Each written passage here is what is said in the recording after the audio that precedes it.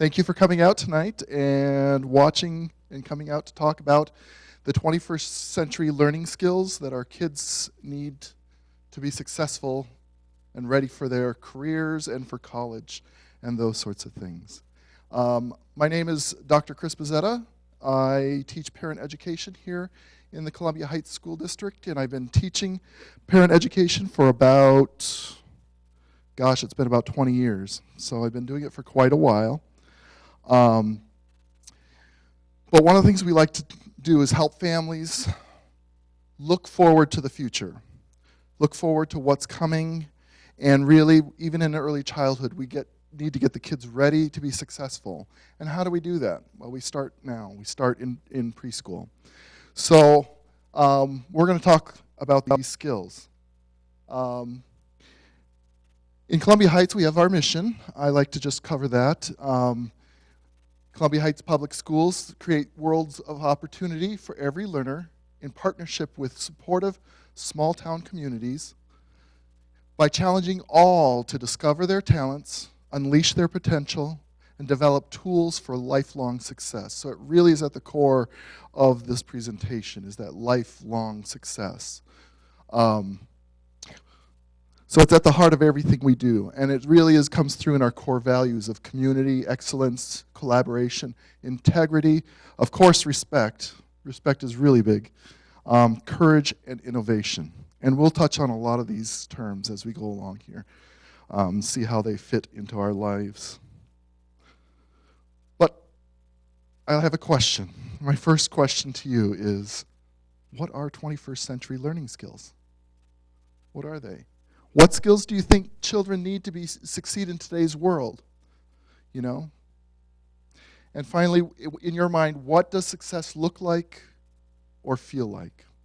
So think about that, and I'm going to have you turn to a partner and just share a couple thoughts on each of those questions, okay?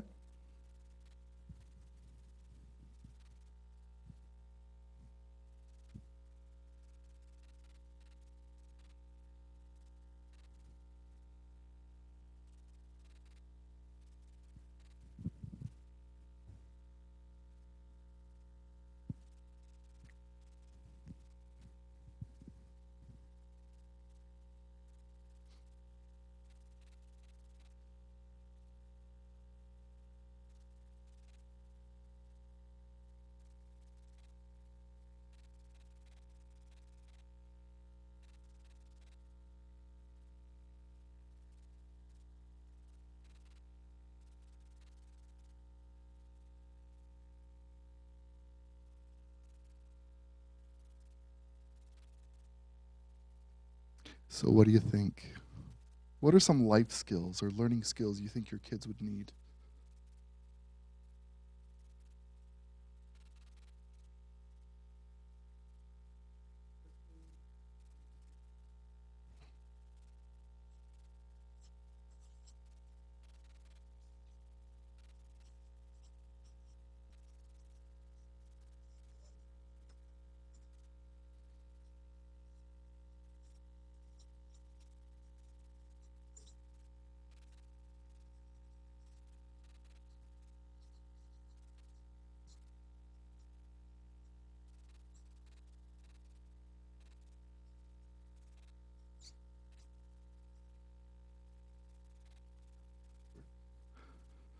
Other skills.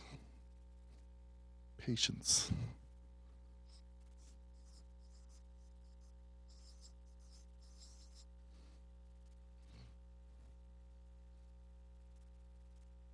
Any others come to mind? Determination, that's a good one.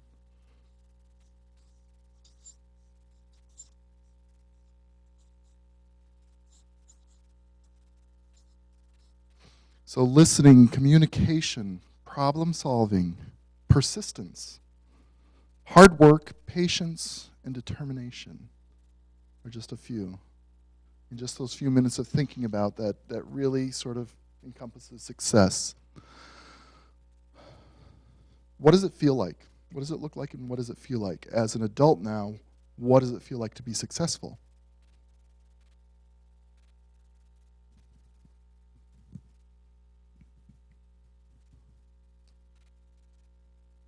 It's a hard question to answer, but it's something to think about. I won't make you answer it right now, but think about it. What does success look like in an adult, and what does success look like in kids? Are they the same, or are they different?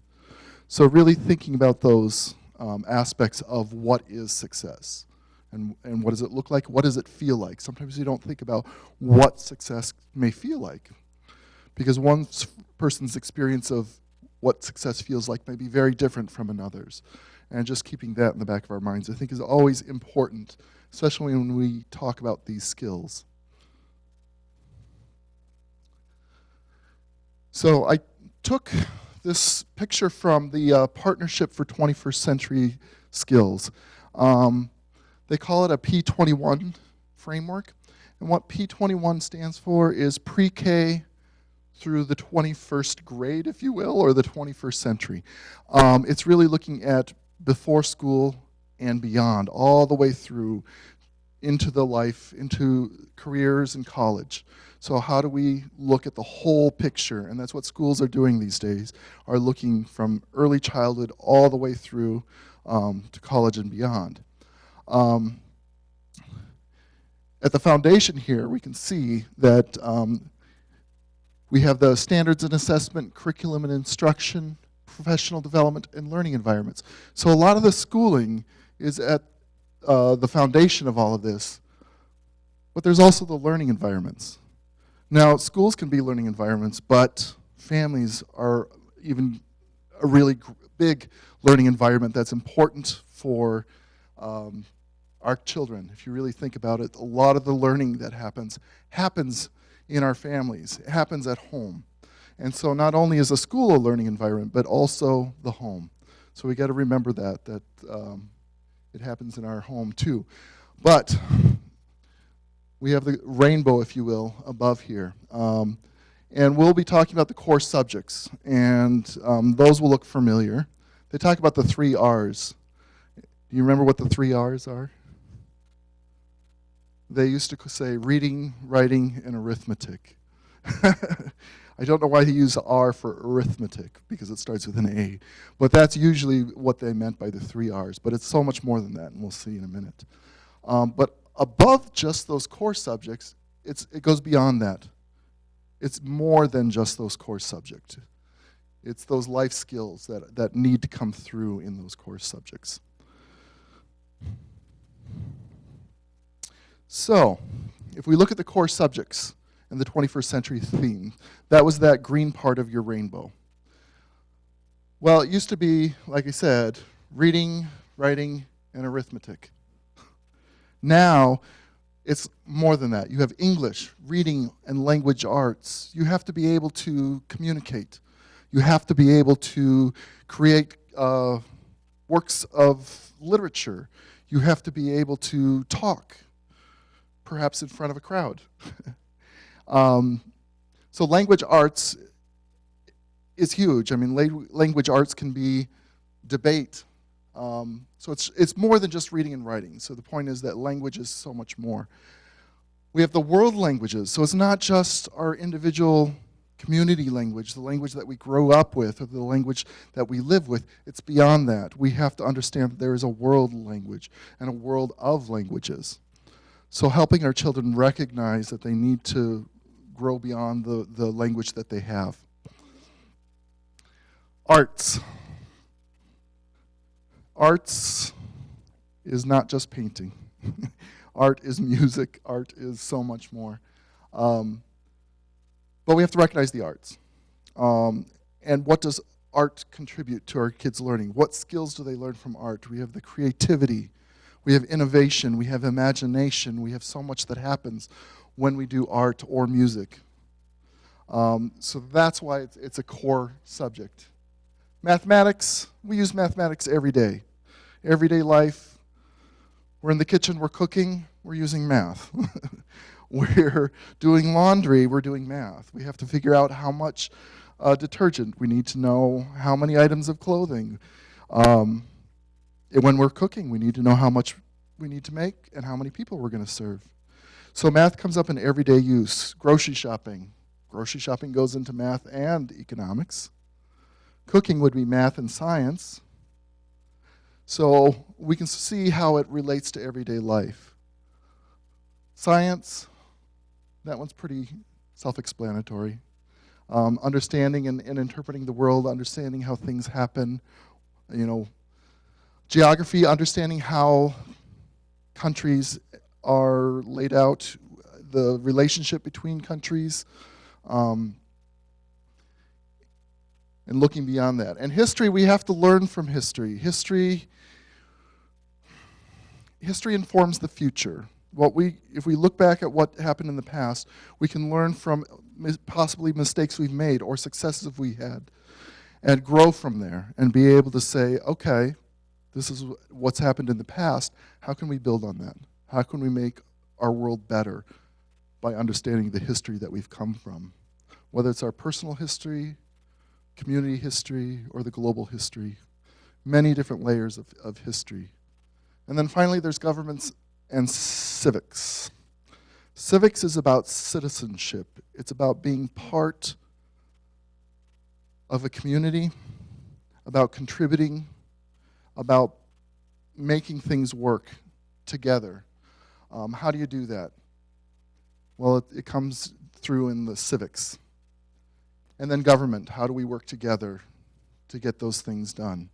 So these are all the core subjects that you'll see and your kids will encounter when they're going through school. So keep those in mind.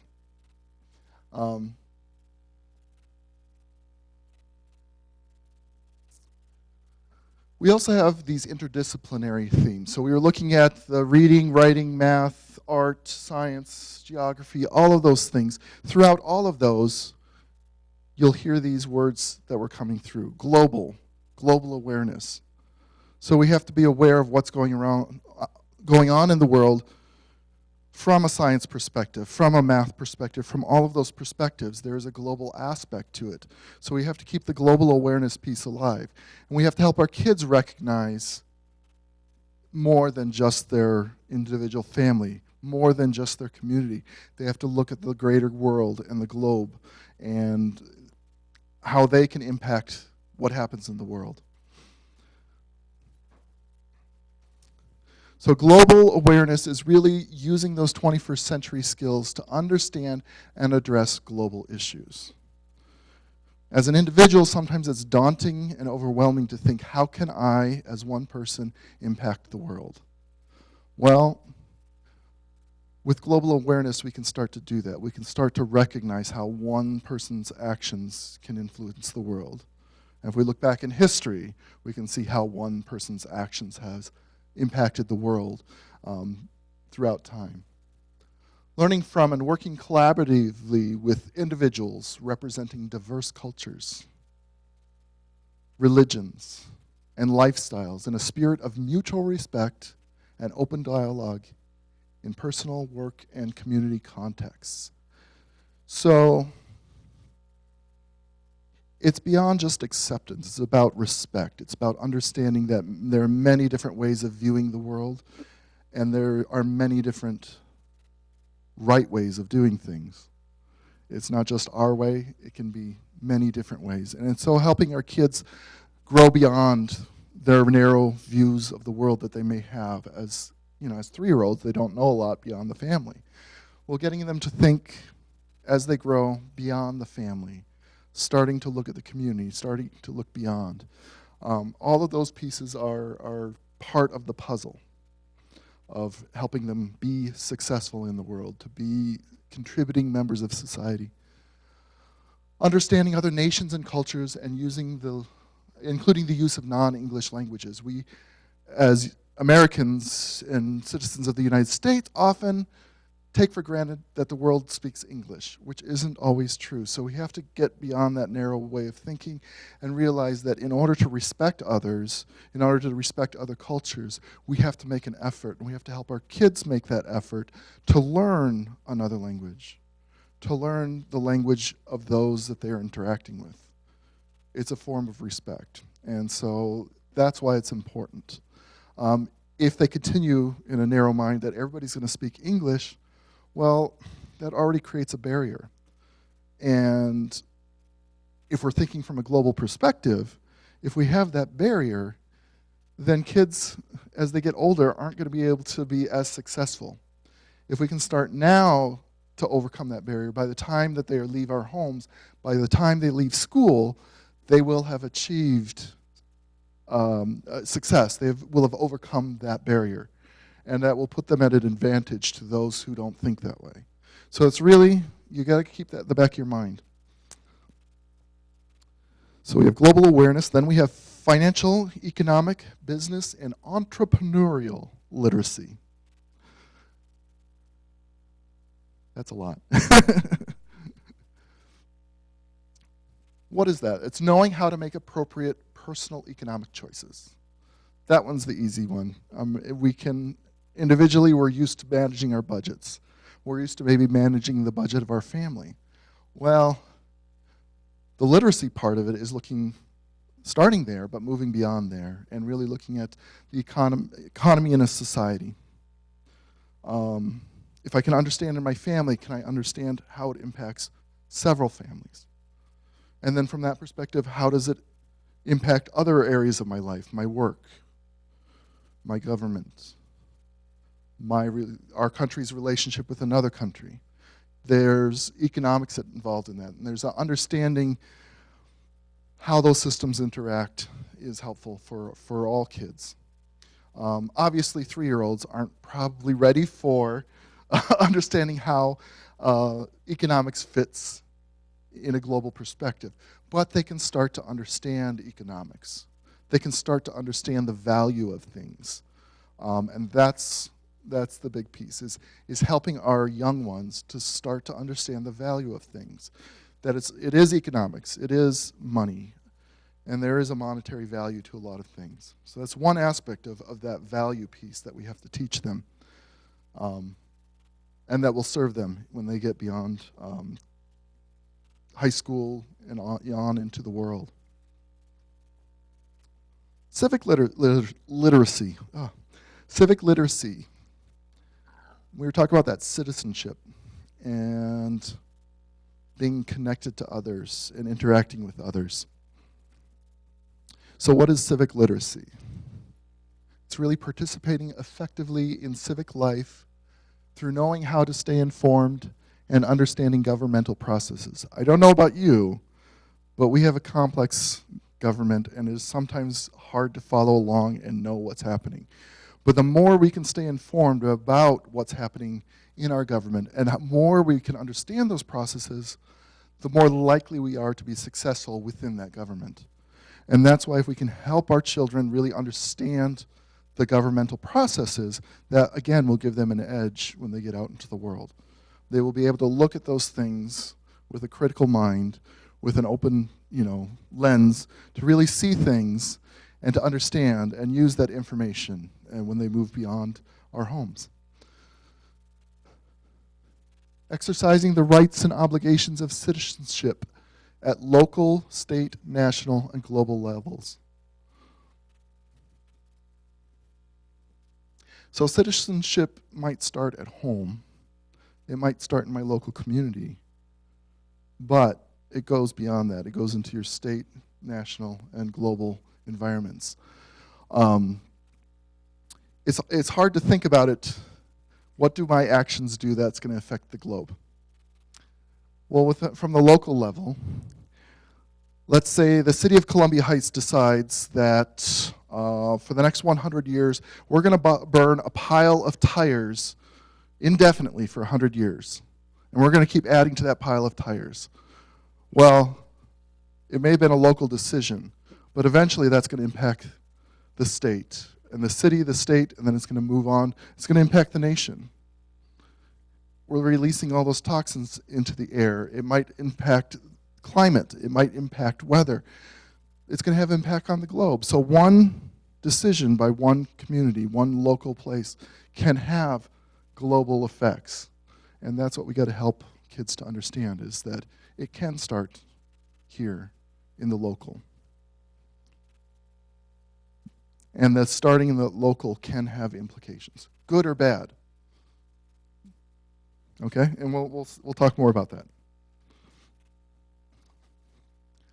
Health literacy. What is health literacy? Really, wellness, health. Again, thinking from the global perspective too, we think of health as taking, sort of obtaining, interpreting, and understanding basic health information and services to enhance our health. But not only that, it's understanding preventative health and how preventative health and health in general impacts our success as individuals. If I'm someone who's always sick, my productivity at work is going to be significantly reduced compared to someone else who's never sick. If I do more preventative measures, I'm more likely to be productive in my life. It's hard for me to make an impact on the world in a positive way if I'm laying in a hospital bed. So that's how health can impact us from a global perspective, is understanding that the choices I make as an individual on my own health can also impact my effectiveness out in the world. But not only the individual, but it's also the community. How do we help those around us? How do we help our families, our neighbors, our nation, those in other countries, those around the world? It goes beyond that. So really creating those, international public health is a good way of thinking about it. You know, that's why we have like the World Health Organization, things like that, is to really think about what happens in one country in this day and age of airline travel, as we can see from the Ebola that came out this summer and stuff, can impact the whole world. So helping our kids understand that a little bit better. So beyond human health, we have the health of the earth. This is the other thing that runs through all of our pieces. Demonstrate knowledge and understanding of the environment and the circumstances and conditions affecting it. Understanding society's impact on the natural world. Okay? We have to be able to investigate and analyze those environmental issues and really make decisions that are going to improve the environment and help the environment. So if we look back again at that burning pile of tires, that would be an environmental nightmare. But it's at a local level, and environmentally it can have a global impact. So how can we take action? And helping our kids learn that they can take action. And to be successful, it only takes one person, one voice to start the process. So we have that burning pile of tires, and I, as an individual, decide I don't like that. That's a mess. That's going to be a huge disaster. What can I do? Well, first I can go and make my voice heard. I can voice my disagreement with that pile. And I can look around me and look for others who also have the same voice of disagreement. And if I can find one other person, I've already doubled it. Now there's two of us, so there's two voices. Okay, there's two of us disagreeing with this burning pile of tires. Well, if the two of us find another pair of people, now we've doubled it again. And then if we keep doubling it and doubling it and doubling it, that's how one person's actions can grow into a movement to stop the burning pile of tires. But we have to help our children recognize that they have that potential within them. And if we, as parents, don't recognize that potential in them, it's hard for them to see it in themselves. So that's one of our things that we really got to try and do, is to help them see it in themselves. And that's really why you're here, is to really think about, how can I help my child get those skills?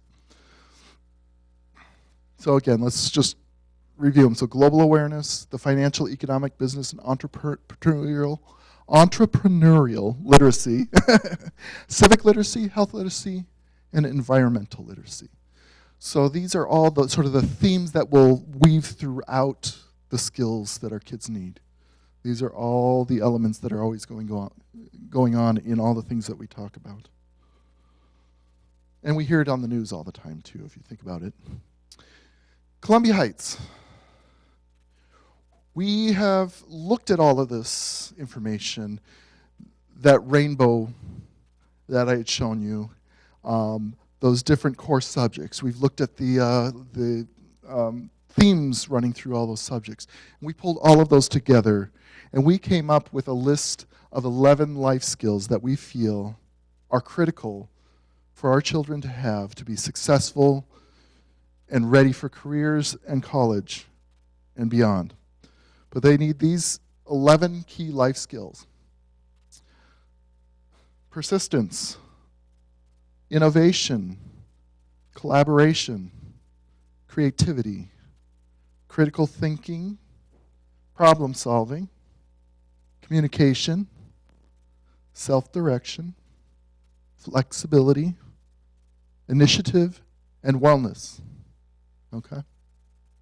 What are these? What is each of those? Let's take a look at each of them real quick. Well, not real quick. We'll look at each one. First one, persistence. Stick to it. It's that stick-to-itiveness. So it's easy as adults to understand what stick-to-it looks like, what that persistence looks like. You know, getting that job done, getting something completed. How do we see it in our kids? And how it's going to look in our kids, you know, a 3-year-old versus an adult might be very different, and it might be much more subtle.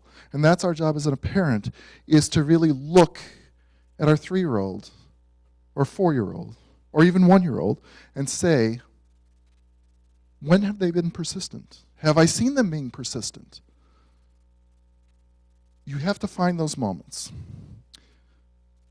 Maybe they were working on a puzzle, and it took them a long time, but they stuck with it, and they actually got it put together without very much help.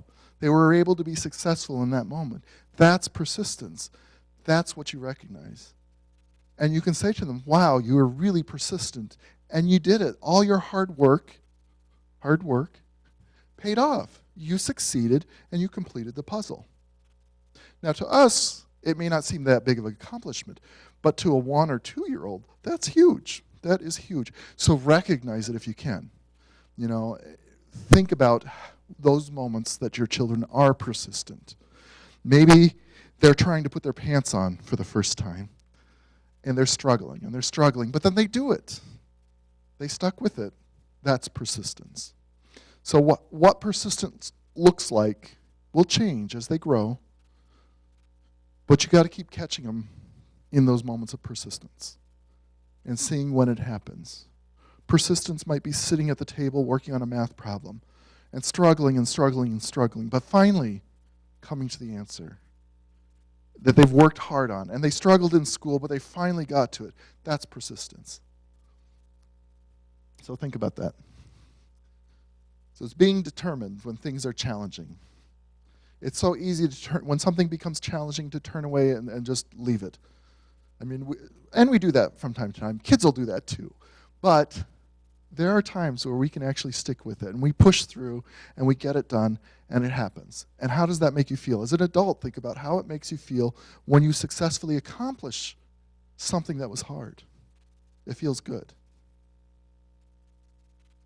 Embrace the opportunities and see things through to the end. Hard work sometimes we think of as a negative thing, but hard work can be something positive. I mean, in the midst of that hard work, you're probably thinking, oh gosh, I just don't want to do this anymore. But if you can push through that hardship, it is a very positive and rewarding moment in a life, to be able to feel that sense of accomplishment and recognize it. Innovation, shaping ideas into realities. Sort of like invention, creation. You know, you have an idea and you bring it to reality. You have an idea. I'm going to put a bunch of foam into a plastic container and dump some ink in it, and voila, I have a marker. Who came up with the idea of a marker? Someone had to. That's innovation, you know, but it was brought into reality. So thinking about your kids, when are they innovative? What are those moments at home where you find them being innovative?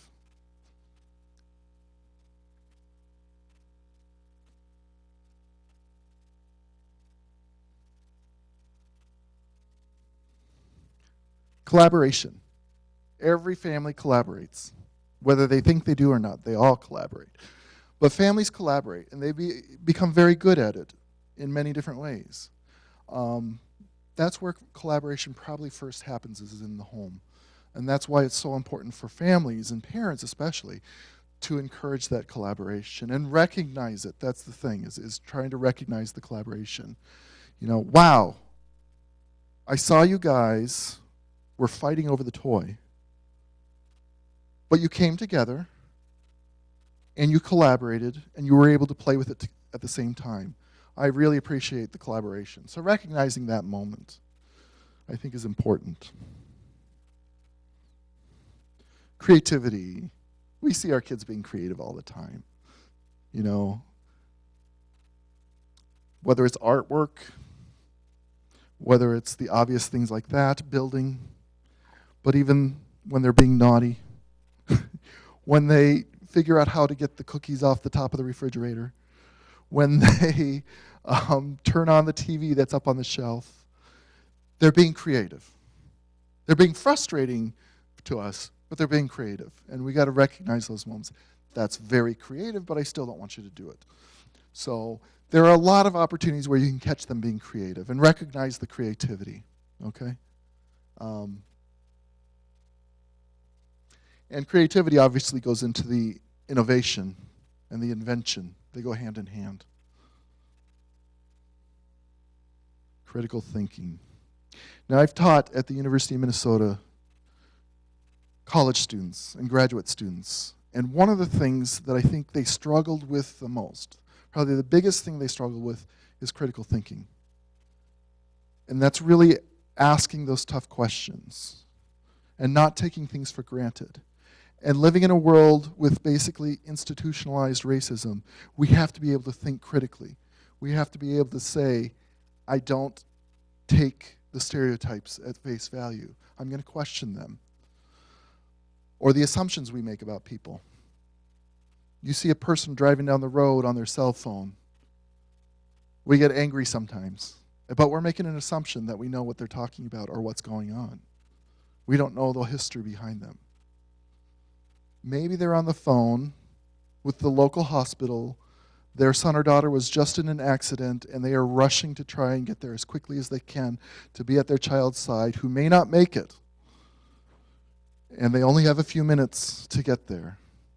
Is it completely change your mind on your impression of that person than if you just simply say, oh, they're on their phone just talking to a random friend and they're putting my life at risk. So we don't always know what's behind people's actions, and that's where critical thinking really comes into play, is taking that opportunity to step back, not on the sign, but to step back and really think about it and say, what am I making an assumption about? I taught a class on fatherhood, and one of the assignments that the students had to do is they had to go out to a public place, park, the mall, the beach, and I had them just sit back and observe family. Pick a family and just observe the interactions and just describe what they see. Write down all the pieces. And then I, of course, as the professor, had to read them. I had to read all these papers, but they were very interesting, and it gave me the opportunity, because they would say something like, let me see, there was a white woman who was with her 2 kids, and she was, I think she was about 30 years old, and so on and so forth. So then I'd start to question on the paper. I would say, first of all, okay, you said it was a woman. How do you know? We can assume that they're a woman from a visual perspective, but we don't really know unless we've gone up to the person and asked them, are you a woman? So we make an assumption. She's white. Well, how do you know? Race isn't always outwardly apparent. We don't know for sure her background. We're making an assumption. She's 30. Wow, that one's really hard, because we never are great at telling age.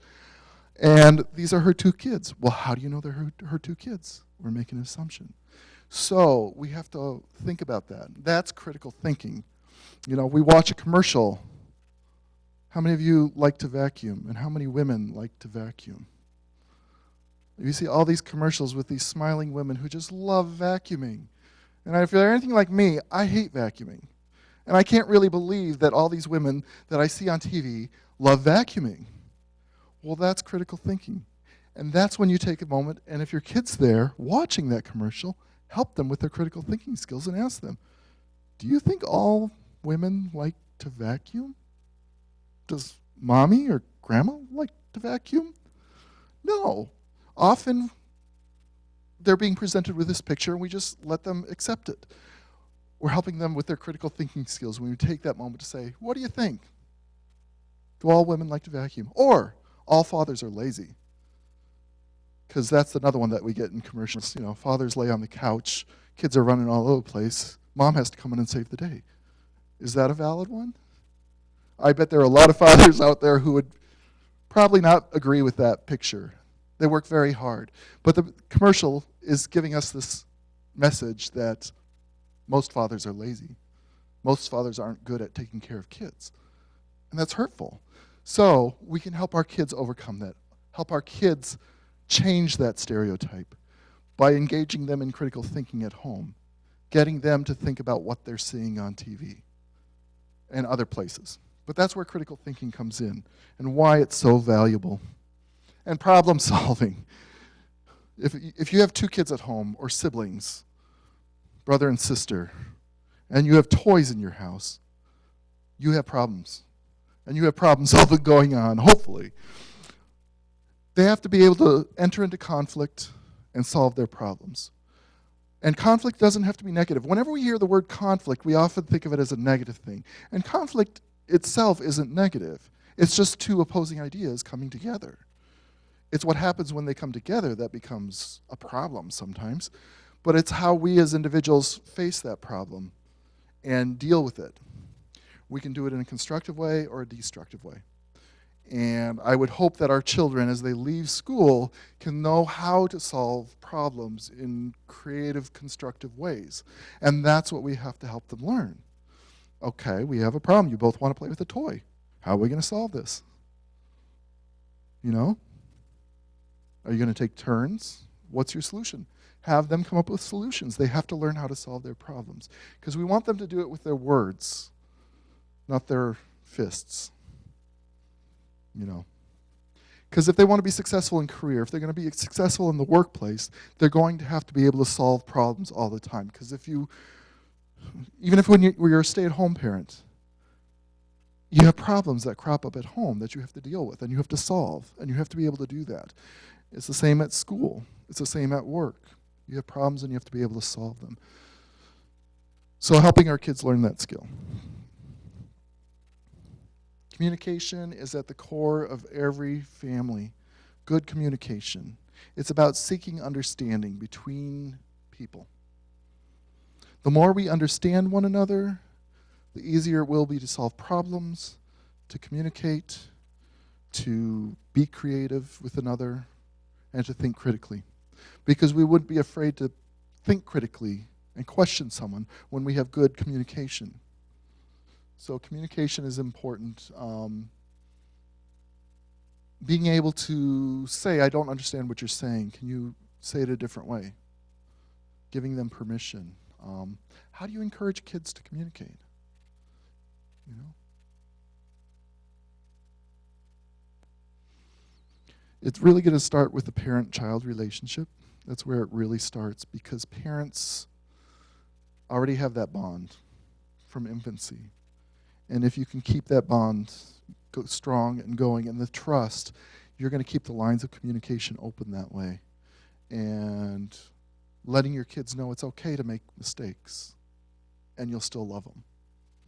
Those are all at the heart of good communication, is just keeping that trust, and to be able to say to them, I'll always love you, despite what you do. I may not love your actions, but I'll always love you.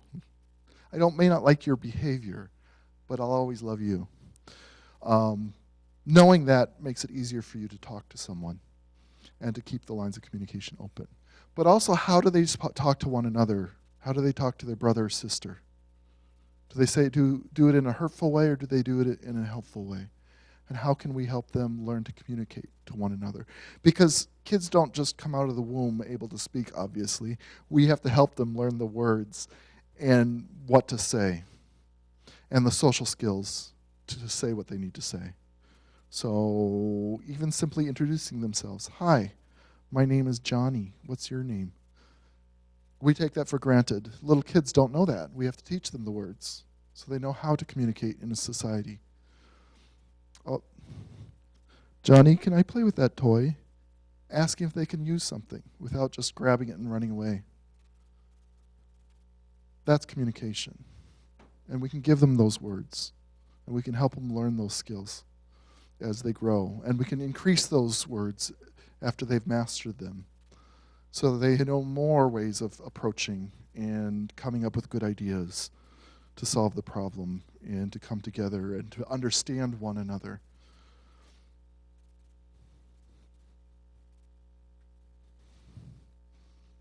Self-direction, independence, being able to, without being asked, go and do something.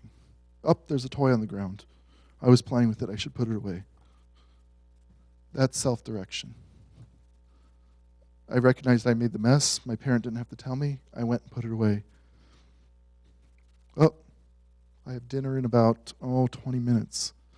Oh, I really want to play with that, and I want to play with that. I'm going to have to sort of balance my time and figure it out. That sort of self-direction is recognizing, what do I have to finish within the time I have? And how am I going to manage that time to get my things done? Oh, I was supposed to clean my room before I left for school. Oh, I got 5 minutes. How am I going to do it? Can I do it? I think so. I'll do it. But it's taking control of your own learning, taking control of those moments, being able to motivate yourself to get it done. That's really the self-direction piece. But it really comes through in schoolwork, especially when they get into the K-12. They start having homework, and they still start to have it, getting it done and meeting the deadlines. And then if they go on to college, then it moves into papers and tests and exams and reading and all those other things that have deadlines. And if you haven't learned how to direct yourself to accomplish all those things, it can be daunting and overwhelming and very hard to succeed. So giving them back here in early childhood the skills that they need to be able to direct themselves, giving them those 5-minute warnings. You got 5 minutes and then we're going to clean up. That's helping them with their self-direction, because then they can start to think, oh, I got 5 minutes. Oh, I really wanted to go paint a picture. I can do it. I'll go do it. That's self-direction. They're taking the time that they have and they're using it and they're going and doing it and they're completing it. So helping them with that when they're little is important. Flexibility. If we're not flexible, have you ever tried to talk to someone who, it was like talking to a brick wall? It's like, doesn't even go through. They don't understand it. That's not flexibility. Flexibility is being able to not be that brick wall. It's the person who's able to listen, take in the information, adapt if need be, change, to blow in the wind, if you will. Flexibility. You have to be able to negotiate and balance. Life is about balances. And if it's in imbalance, then you're not as successful. So flexibility helps you to maintain balance. And being able to think about the views and beliefs of another person and be flexible is a skill, and puts our kids at an advantage if they have that skill, if they're able to be flexible and really to go with the wind. In a moment's notice, something happens. We're at work, suddenly, they need this presentation in 5 minutes. What am I going to do? All right, I can do it. I'll stop what I'm doing and I'll go and do this. That's flexibility. Taking that spur of the moment change and running with it and being able to handle that. We need our kids to be able to do that, because life isn't always planned out. There are a lot of unexpected things that happen in life. As you know, as parents, it happens every day. Well, the same is true for our kids. You have to help them understand that life isn't always nicely planned out. There are going to be changes. I know I said we were going to go home after we went to the bank, but I forgot we had to stop at the grocery store to get a carton of milk. We're out of milk. Helping our kids be flexible in that moment because we forgot. It happens. That's flexibility. Kids get better at it as they get older.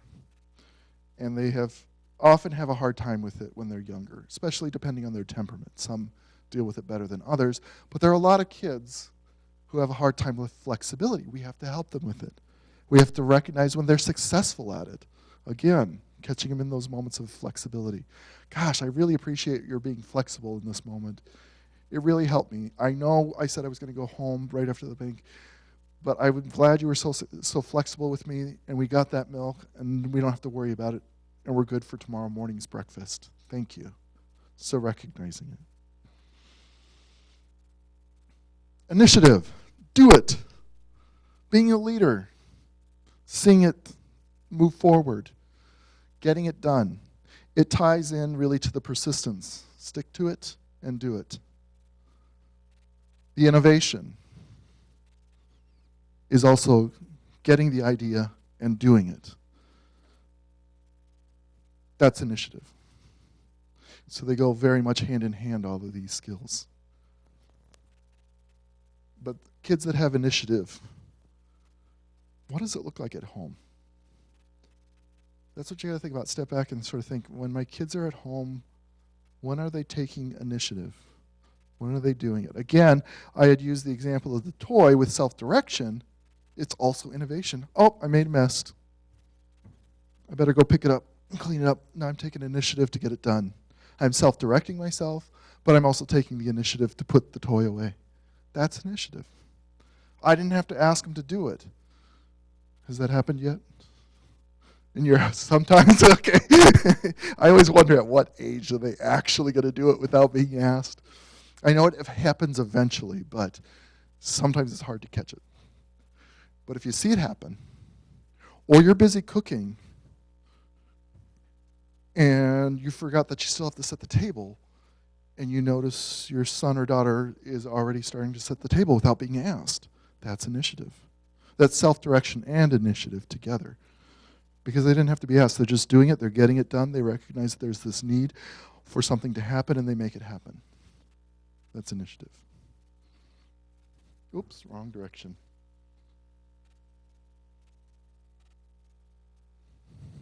There we go. Last one. Wellness. It's probably the easiest and the hardest one. Easiest because we know what it is. Sort of that health of the body, mind, the spirit, the soul. But it's hard to accomplish sometimes, especially in the day-to-day life, because we get so caught up in it. The stress starts to get the better of us. We start to get sick. A lot of things get in the way. So we know what it is, but it's hard to do. It's hard to be balanced in every aspect of our life.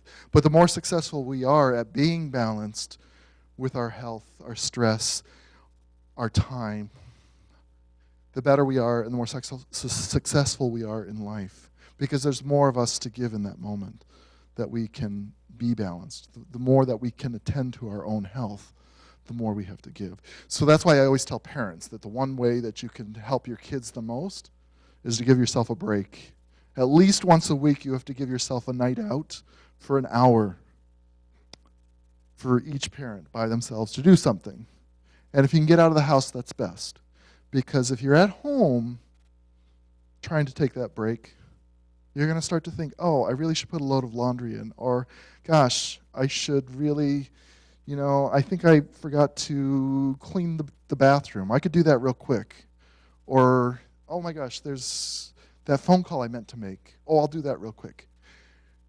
A whole lot easier to have that happen if you're at home trying to take that break than if you leave the house for an hour and simply go for a walk around the park. Not only are you leaving all that mess and stress behind, but you're also getting some exercise, so that adds to your wellness as well. So how do you take care of yourself as a parent? Because you're the model for your kids. So if you can model balance and you can model health and wellness, they're going to see that and they're going to emulate that and do that themselves, much more likely. They might still need a little encouragement. But if they can see you doing it, the more likely they are to be able to do it themselves. So you got to really look at that. And then helping your kids recognize when they're stressed. In my classes, I've shared with parents ideas for self-calming strategies. What do you do to help your kid relax when they're upset? To calm themselves down when they're having a tantrum, you know? Breathing exercises. Maybe it's jumping up and down and getting it out physically. But finding ways to show our kids how to deal with that stress is wellness. It's a skill that we can do now, that we can start to give them that gift of relaxation. Because stress is, in some ways, one of the biggest killers in the world. Stress causes a lot of illness. Stress causes a lot of things to happen. And it impacts not only you as an individual, but it impacts others around you. So the more you can recognize your own wellness and its impact on others, the more you're going to be able to help your family as well. So that's probably the big piece is, as a parent, try and look at your own wellness when you can. Give yourself time and recognize that you are doing your children a favor in doing that. That you're not being selfish. An hour of your time can rejuvenate you. It can give you the energy you need to continue being the great parent that you are, to be able to continue to help your kids grow. Okay? So again, those were the 11 life skills. And you guys have a copy of that to take with you. And I want you to try and use the words. They're going to hear these words in school, in our district especially, but they're going to use these words. But I think they're good words to have in their vocabulary. Even if they're only 1 year old, you can start using them. Because as you know, kids understand more than they can speak. They have to sort of master the skill of speaking before they can get the words that are in their head out, but they understand a lot of words. And I'm always shocked at how many big words they can really understand, especially if you use them all the time in a context that makes sense for them, by saying, gosh, you were very persistent in completing that puzzle. If we keep saying that every time, they're going to finally get what is persistence. What does that word mean? They'll get it. They'll get it. You just have to keep using it. So if you could put the word somewhere where you have the visual, sometimes that's helpful. Like maybe the refrigerator, say, oh, I could use that word and that word to tell them, you did a really good job on your math assignment, Took a lot of persistence. It was, you had a lot of problem solving done, but you did it. And I didn't really have to tell you much about it. Your self-direction was great. So putting the words up, I think, will really help you in those moments. So the last questions really are, how do I teach them? Okay? First one that I've been saying all night, catch them being successful at each one. Right now, every child that you have does every single one of those 11 life skills. It's your job as a parent to try and see it and see when it happens and catch them in those moments. Because the more they're recognized for their success, the more likely that is to continue down the road. That particular skill is going to be built on the more that it's recognized. Positive reinforcement is much stronger than negative reinforcement. So that's why I say catch them when they're successful. Don't catch them when they're not successful necessarily, but catch them in those moments of success and build on that to get them to the next level of mastery. And then keep catching them so they can get to the next level of mastery, and the next, until they're out of your house and being the most successful person that they can be. So catch them. And as I said, as they master that success, at this age, a 3-year-old success, as I said, is going to look very different than an adult success. But catching him at a 3-year-old level of success and recognize that success, then they'll have their 4-year-old success, and then their 6-year-old, and maybe their 12-year-old success. But catching them as those successes grow and their mastery increases, that's how you get, as a parent, teach them these skills. And it's okay to make mistakes. So when you do make a mistake, learn from it. Make it a positive thing. Sometimes no matter how much I persisted or I tried to stick with it, it just didn't happen. You know what? That's okay. That happens. But we can recognize it and we can step back and say, okay, why didn't it work? Let's look at what maybe we can change so the next time we try it, maybe we can be successful. Okay? So mistakes are okay. And we need to recognize that.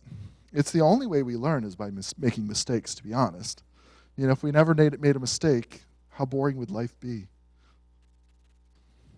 And finally, keep trying. Keep trying it, because every time you try, the better you get. First time you tried riding a bike, you probably fell over, or at some point might have fallen over. But you kept with it, and you kept trying. And eventually you were able to, maybe with training wheels, get the bike to move.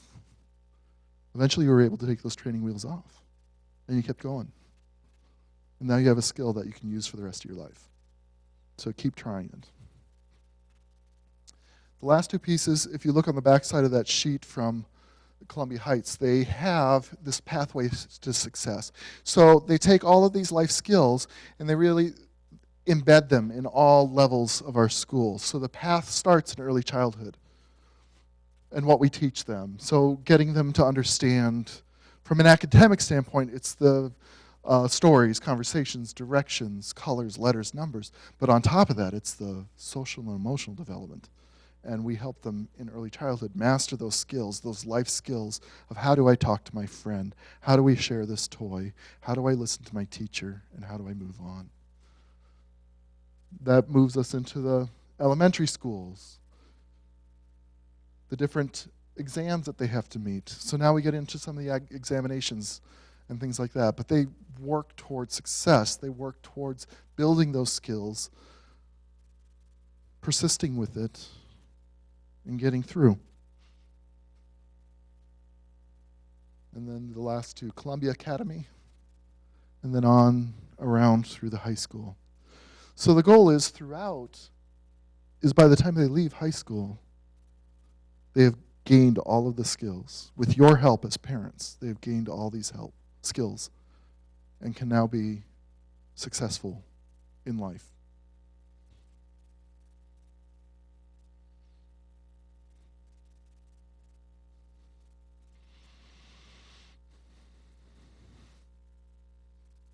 So finally, last pieces. Where and when can you catch your children being successful? What is your plan for building these skills at home? So try and come up with a plan, because it's really hard when you start doing this. I mean, if you're just going to start using the words, it's hard to get in that habit without a plan. You know, you're going to post it on your mirror in the bathroom or whatever. What are you going to do so that you remember to catch them in all these skills, so that they build those skills intentionally? That's what I want you to think about when you leave today. Is just what can you do at home to really, give them that edge. And finally, do you have any questions?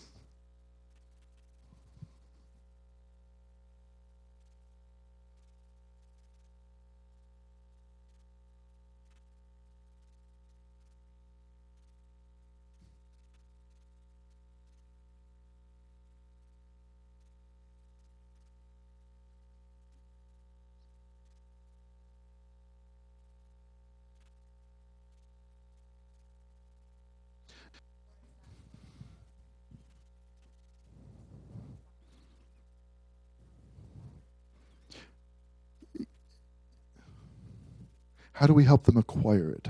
What can we do to help our kids acquire that skill? Okay.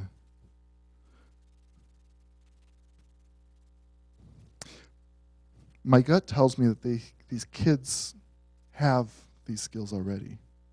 So when you say they have to acquire it, means they don't have the skill. I think, from an adult perspective, it's just our not being able to see that skill in them. They have it.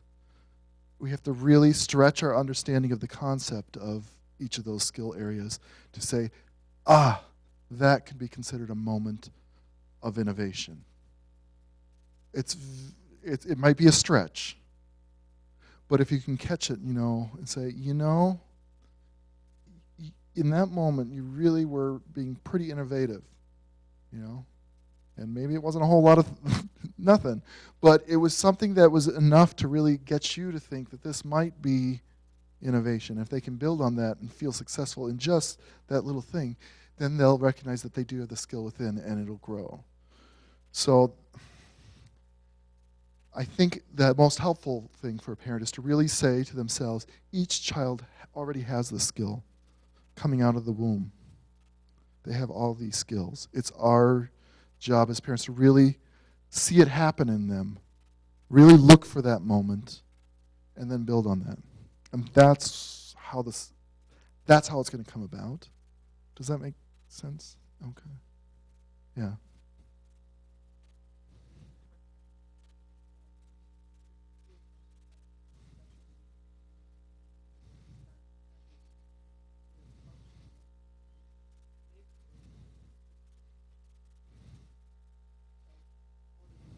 Sure.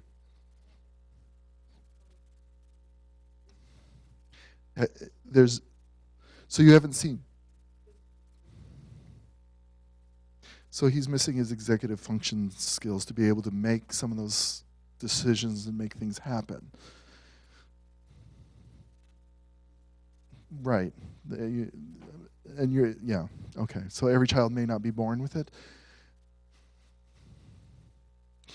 Is it that, and you may be right, I'm not trying to say you're not wrong, but could it be that what we think of as typical persistence or typical self-direction might not be easily seen in your child? But there could be a very glimmer of self-direction happening. And when does that happen? Do you ever see him do anything without being asked? He never gets dressed without being asked. Okay. Yeah. Well, this is all through this age, so even if they are 9.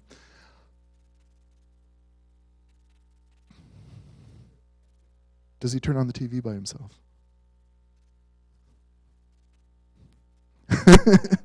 that self-direction, I mean, obviously it maybe is not the greatest thing, but he didn't have to ask someone to turn on the TV for him. He was like, you seemed very self-directed and able to turn that on. So it's a stretch. I get that it's a stretch. But if you can build on that then and say, you were really good at being able to turn on the TV by yourself. I wonder, can you turn on the light to your bedroom by yourself? I wonder. You should try that. Let's see. And you create the challenge for them. And it's sort of, you keep building on that and trying to do it in a related way until you can get to some of the other areas of their life.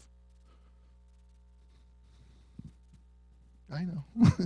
It's going to be a challenge for everyone, so I'm glad you brought that up. I mean, it's going to be a challenge for all of your kids to be able to catch them in these moments. But that's what I'm saying. Even if your child is climbing to the top of the refrigerator, you obviously don't, for their safety, you don't want them doing that.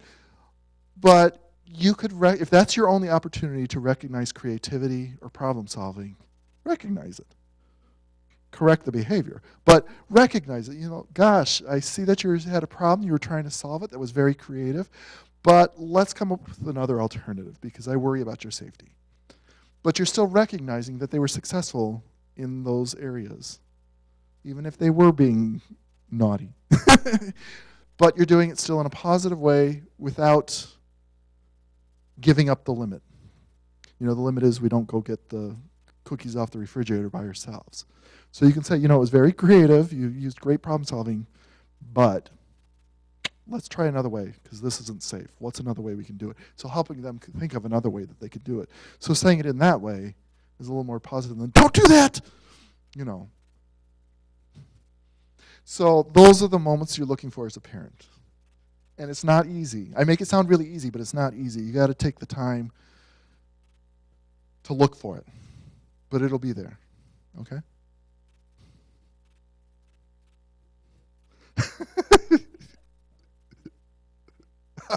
Oh no, car in the street. Oh no. Yeah. Well, there's obviously going to be certain situations where you can't do that. But Yeah. Yeah. So I'm looking at the time and we're... No, that's okay. We've run over a little bit. If you have any other questions, feel free to see me afterwards. Hopefully you were able to take some information that's going to be helpful in building on these skills. We're here in the school to really support you as families in developing these skills. So we're hoping we can work together with you to really grow from together with our kids. So you're not in it alone. We're here to give you ideas.